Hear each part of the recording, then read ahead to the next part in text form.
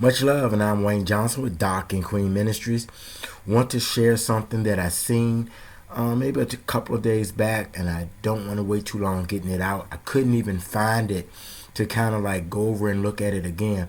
But it was basically a guy came on and said, what happens when a married couple, a Christian married couple, gets together and they are married, and all of a sudden they get a divorce or about to get a divorce, or they separate.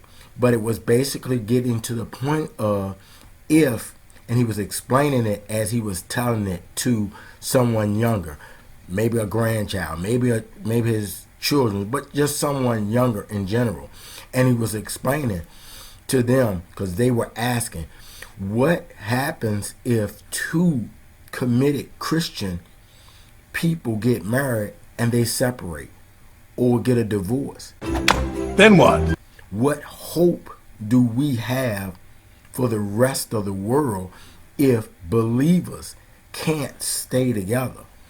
And it was a great question, but he ended up saying the hope of God. There's always hope. The hope of Jesus is what we have to pull on.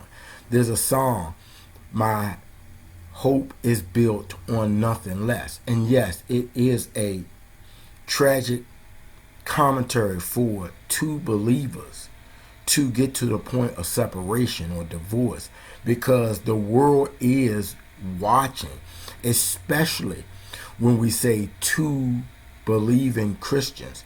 However, we must keep our hope in Jesus, God Almighty.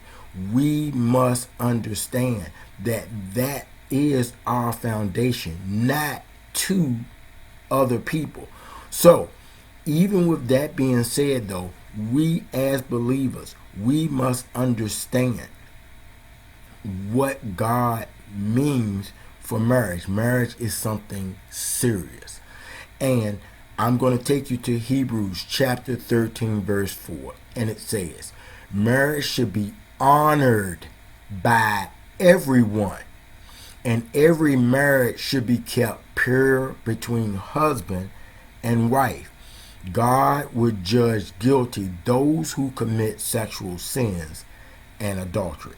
We as Christian believers must understand the importance of God's word with topics like marriage and everything else. Marriage should be kept pure between husband and wife. That means no one else. We get into a point of that we pull away from God's word. And the way we do that is because we take his word for granted. We don't study it. We don't learn it. We don't hear it. We stay away from it. We do everything else besides keeping our hope in Jesus Christ.